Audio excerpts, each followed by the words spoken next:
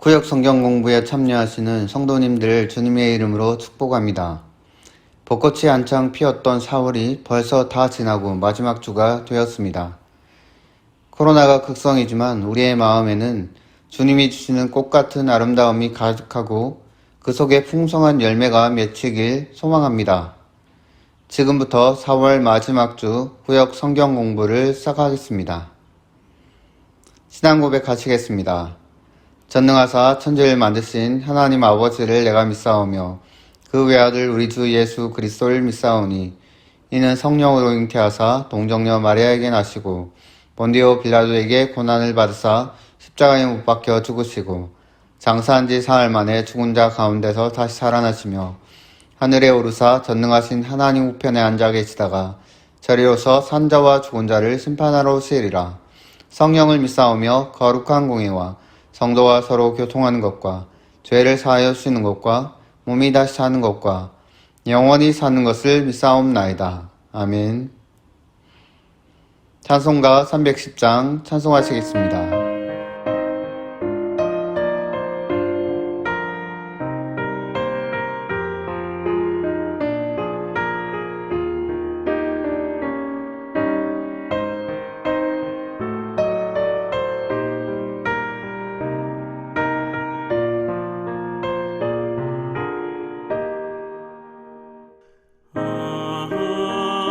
하나님의 은혜로 이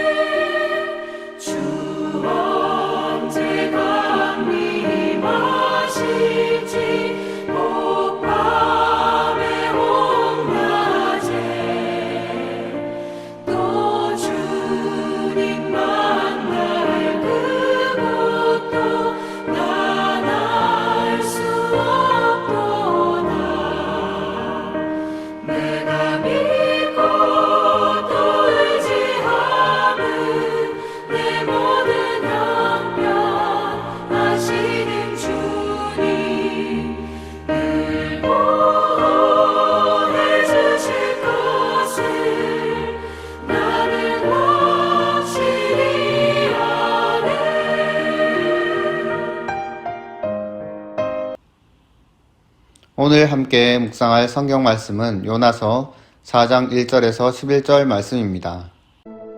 요나가 매우 싫어하고 성내며 여호와께 기도하여 이르되, 여호와여, 내가 고국에 있을 때 이러하겠다고 말씀하지 아니하였나이까? 그러므로 내가 빨리 다시스로 도망하였사오니 주께서는 은혜로우시며 자비로우시며 노하기를 더디하시며 인애가 크시사 뜻을 돌이켜 재앙을 내리지 아니하시는 하나님이신 줄을 내가 알았음이니이다. 여호와여, 원하건대 이제 내 생명을 거두어 가소서. 사는 것보다 죽는 것이 내게 나음이니이다. 하니 여호와께서 이르시되, 네가 성내는 것이 옳으냐? 하시니라.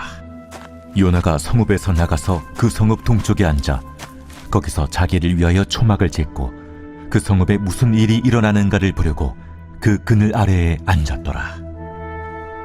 하나님 여호와께서 박농쿨을 예비하사 요나를 가리게 하셨으니 이는 그의 머리를 위하여 그늘이 지게 하며 그의 괴로움을 면하게 하려 하심이었더라. 요나가 박농쿨로 말미암아 크게 기뻐하였더니 하나님이 벌레를 예비하사 이튿날 새벽에 그 박농쿨을 갉아먹게 하심에 싫으니라. 해가 뜰 때에 하나님이 뜨거운 동풍을 예비하셨고 해는 요나의 머리에 쪼임에 요나가 혼미하여 스스로 죽기를 구하여 이르되, 사는 것보다 죽는 것이 내게 나으니이다. 하니라.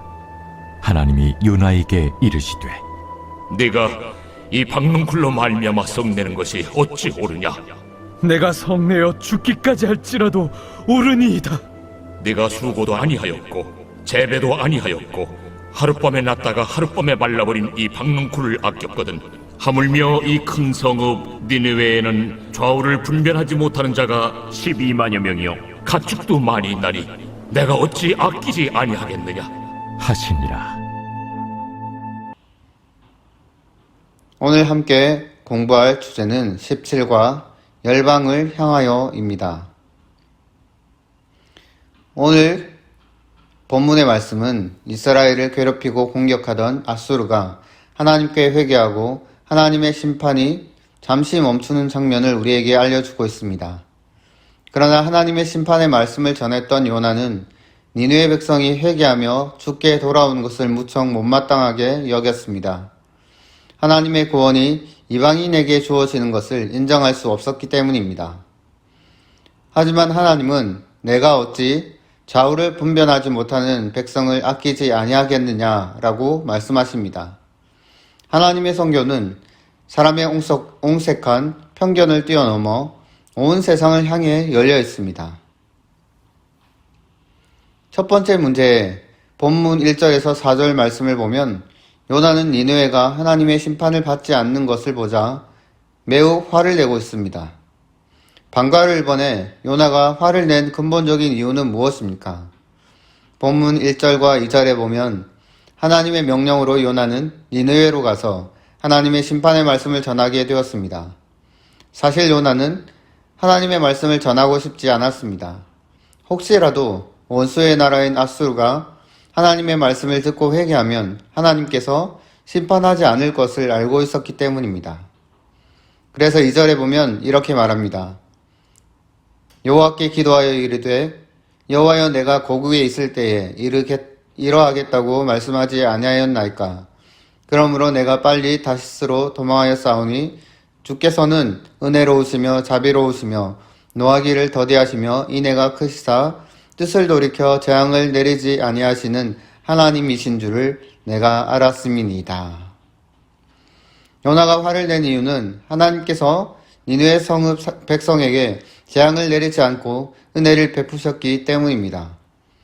하나님이 자비롭고 은혜롭고 노하기를 더디하시며 인애가 크사 재앙을 돌이키신다는 말씀은 원래 하나님께서 이스라엘 백성의 회개를 받으시면서 재앙을 거두어 들이실 때 하시는 말씀입니다. 그런데 요나가 이 말씀이 이방인 그것도 적국에게 적용되는 것을 보며 무척 화가 났던 것입니다. 요나가 생각하기에 니느웨 백성은 저주받아 마땅한 이방인이며 구원과는 거리가 먼 족속이었습니다. 그래서 하나님께서 상식에 맞지 않는 행동을 하셨다고 생각했습니다. 하나님의 시각을 갖지 않으면 은혜조차 비상식이 되며 짜증거리가 됩니다. 그릇된 오만과 편견은 하나님의 은혜를 너무 협소하고 무가치하게 만듭니다. 방가루 이번에 어린아이처럼 떼쓰며 죽고 싶다고 말하는 요나에게 하나님은 어떻게 반응하십니까?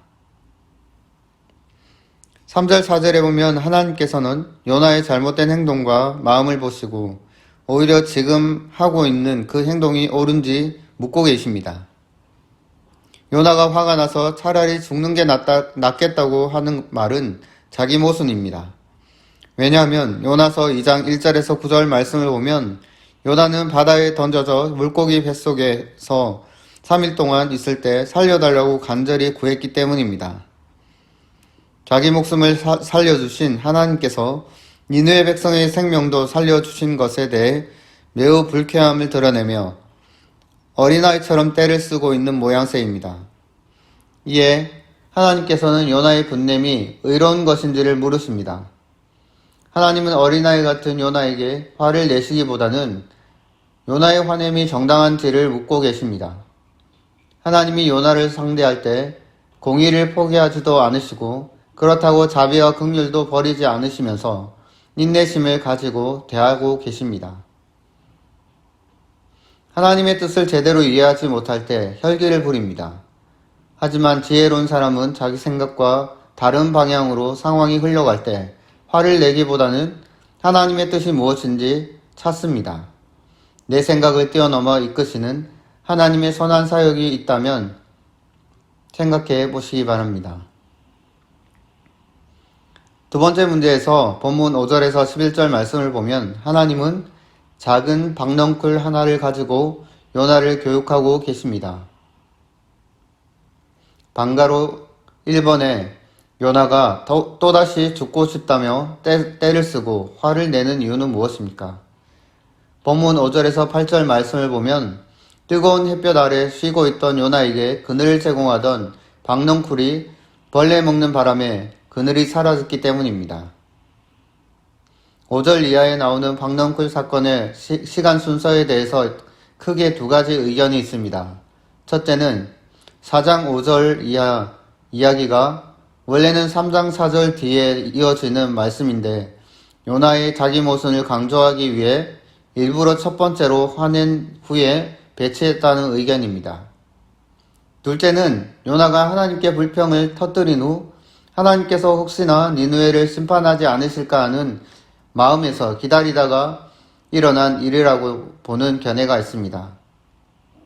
5절 이하의 시간 순서가 어떻든 중요한 것은 요나가 반복해서 화를 내고 있다는 점입니다. 처음에는 이방인을 향한 하나님의 긍휼이 짜증났지만 나중에는 자기 머리 위에 그늘이 사라진 것에 짜증이 났습니다. 이러한 요나의 모습은 지극히 이기적인 신앙 태도를 그대로 보여주는 것입니다. 방가루 이번에 하나님이 요나에게 반복하시는 질문은 무엇입니까? 본문 9절 말씀을 보면 하나님께서는 다시금 성을 내는 요나를 향해 박넝쿨 하나로 인해 화를 내는 것이 옳은 일인지 물으십니다. 하나님은 집요하게 요나가 화내는 것이 옳은지를 묻고 계십니다. 하나님의 공의의 행동을 요나가 혹시 자기 감정에 따라 옳지 않다고 생각하는 것은 아닌지를 깨닫게 하시는 것입니다. 니느웨의 재앙이 내리는 것은 수만 명이 생명을 잃고 고통당하는 것을 의미합니다. 한 성읍이 무너지는 엄청난 집단적 고통과 한 사람이 한낮에 태양빛을 가리지 못해 느끼는 고통이 대조되고 있습니다.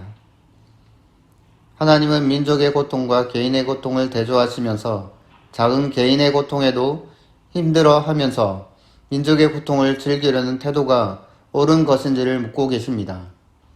하나님께서는 지금도 성도들의 이기적인 신앙으로 타인을 적대시하는 것에 대해 옳은 일인지 묻고 계십니다. 방가로 3번에 하나님이 요나에게 가르쳐주고 싶으셨던 깊은 뜻은 무엇입니까? 본문 10절에서 11절 말씀을 보면 요나는 하찮은 박넝쿨 하나 사라지는 것에 마음을 쓰고 있지만 하나님은 박넝쿨보다 훨씬 더 귀한 생명을 구원하기 위해 온 마음을 기울이고 있다는 것을 교훈하십니다. 하나님께서 요나에게 주고 싶은 교훈은 무엇이 더 중요한가입니다. 요나는 잠깐의 자기 쉼을 위해 박넝쿨을 아끼고 있지만 하나님은 재앙을 목전에 둔 수많은 백성들의 생명을 아끼고 있습니다. 하나님의 시각과 요나의 시각이 너무 차이가 납니다. 하나님께서는 수많은 사람의 생명에 관심을 가지고 자비를 베풀려고 하시지만 요나는 지극히 이기적으로 자기 생명의 편안함을 위해 작은 식물 하나에 집중하고 있습니다. 하나님의 성교는 인간의 좁은 이기적 편견을 벗어버리고 하나님의 긍휼의 관점을 갖는 데서 시작됩니다. 하나님의 긍휼의 마음을 소유하지 않는다면 주위에서 수많은 생명이 죽어나가더라도 박넝쿨 하나에 보인 관심조차 보이지 않을 수 있습니다. 성교는 하나님이 나를 구원하신 은혜에 감사하며 나 역시 누군가에게 하나님의 은혜를 나누는 것입니다. 사람이 하나님의 뜻을 깨닫지 못하는 결정적인 이유는 자기 중심성입니다. 자신에게 유익이 되면 진리이고 해가 되면 불이라고 생각하는 사람은 결코 하나님의 선한 역사를 경험할 수 없습니다. 이기적인 마음 때문에 하나님의 뜻을 깨닫지 못한 경험이 있습니까? 우리 자신을 돌아보고 하나님의 은혜에 감사하며 함께 은혜를 나누시는 우리 모두가 되기를 소원합니다. 참된 선교는 내가 아끼는 사람만 돌보는 게 아니라 내 마음에 들지 않는 사람까지도 하나님의 마음으로 바라보며 사랑하는 것입니다. 누군가를 원하다가 누군가를 미워하다가 하나님의 마음을 깨닫고 아끼게 된 경험이 있으면 나눠보시기 바랍니다. 또 지금 하나님이 아끼며 사랑하려고 권하시는 사람들이 떠오른다면 그 마음을 놓지 말고 실천해 보시기 바랍니다. 몇 가지 기도 제목을 가지고 기도하는 시간을 가지도록 하겠습니다. 첫 번째로 하나님의 은혜로 70년 동안 함께 하심을 감사드리며 주님이 주신 귀한 사명을 잘 감당하여 하나님께 영광이 되는 보학교회가 되게 하옵소서. 두 번째로 담임 목사님께 영육의 강건함을 주시고 말씀의 지혜와 기도의 능력을 주셔서 목회의 비전을 성취하게 하옵소서. 세 번째로 가정의 날 5월을 앞두고 있습니다. 각종 행사 가운데 주님이 함께 하셔서 주님께 영광이 되게 하시고 각 부서마다 부흥 성장하는 은혜를 주옵소서. 네 번째로 코로나의 어려움 속에서 성도들의 건강을 지키시고 속히 치료제가 개발되어 일상생활이 회복되게 하시고 모든 환우들의 치료의 과정 속에 하나님이 간섭하셔서 정확한 치료와 회복이 있게 하옵소서. 다섯 번째로 교회 주변에 재개발을 주관하는 LH공사와 미추홀구청의 담당자들이 교회의 존치에 합당한 결정을 하게 하시고 지역과 교회 모두에 유익이 되는 진행이 이루어지게 하옵소서. 여섯 번째로 성도들의 가정과 직장, 사업에 형통함이 있게 하시고 기도하는 것마다 응답되는 은혜를 주옵소서. 다 같이 기도하시겠습니다. 주의 그 사랑 감사해 날 자녀 삼으심 주님 택하심 감사해 날 자녀 삼으신 주님 오 예수님 찬양하리 영원토록 사랑 내 죄보다 크신 사랑 온유하고 겸손해 끝까지 나를 오래 참고 기다리시네 그 사랑 수렁에서 건지시고 반석 위에 세우시며 늘 함께 하시니 주님 그 사랑 항상 난 믿네 주님 그 사랑 감사해 날 위해 십자가 달리신 주의 그 사랑 감사해 날 자녀 삼으신 주님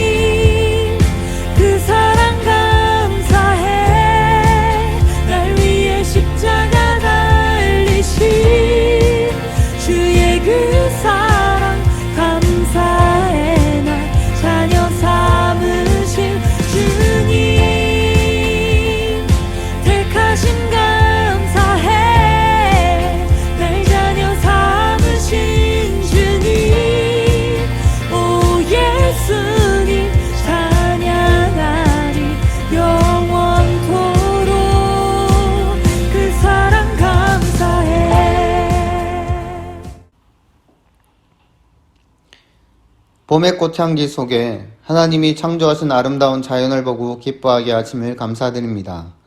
여전히 코로나가 그칠 줄 모르지만 늘 함께 하시는 하나님 계시기에 감사하며 기뻐할 수 있습니다. 70년 동안 보합교회와 함께 하시어 인도하시고 보호하신 하나님, 교회를 멋지게 재정비하고 새롭게 주님을 맞이하며 앞으로 전진하고자 합니다. 보합교회에 주신 귀한 사명을 잘 감당하여서 하나님께 영광 돌리게 하시고 한 영혼 한 영혼을 귀히 여기며 복음을 담대히 전하게 하옵소서. 날마다 교회를 위해 성도들을 위해 기도하시는 담임 목사님 위에 성령의 충만함을 주셔서 말씀의 은사와 기도의 능력을 충만하게 하옵소서. 5월 가정의 달을 앞두고 있습니다. 교회와 가정에 있을 모든 행사 가운데 함께 하시고 주의 평강과 은혜가 가득하게 하시고 교회 각 부서마다 부흥 성장하는 은혜를 주옵소서. 교회 주변에 재개발 논의가 진행되고 있습니다. 재개발을 주관하는 미추홀 구청과 LH 공사 관계자들에게 선한 마음을 주셔서 교회 존치에 합당한 조치가 이루어지게 하시고 교회와 지역의 유익이 되도록 진행되게 하옵소서. 계속되는 코로나 확진 속에 성도들의 건강을 지키시고 치료제가 속히 개발되어 정상적인 생활이 이루어지게 하옵소서. 하나님의 위로와 치료의 은혜를 구하는 모든 성도들을 돌아보셔서 건강을 지키시고 모든 치료의 과정 가운데 간섭하셔서 정확한 치료와 빠른 회복이 이루어지게 하옵소서. 주님의 은혜를 구하는 모든 성도들의 가정 가운데 늘 평강으로 함께 하셔서 하시는 모든 직장과 사업, 학업 위에 주님의 지혜와 형통이 있게 하옵소서. 주님만이 우리의 길이요 진리요 생명 되심을 믿사오며 예수님의 이름으로 기도합니다. 아멘. 주기도문으로 마치겠습니다. 하늘에 계신 우리 아버지여, 이름이 거룩히 여김을 받으시오며 나라의 임하옵시며 뜻이 하늘에서 이루어진 것 같이 땅에서도 이루어지이다. 오늘날 우리에게 일용할 양식을 주옵시고 우리가 우리에게 죄 지은 자를 사하여 준 것 같이 우리의 죄를 사하여 주옵시고 우리를 시험에 들게 하지 마옵시고 다만 악에서 구하옵소서. 네게 나라와 권세와 영광이 아버지께 영원히 있사옵나이다. 아멘.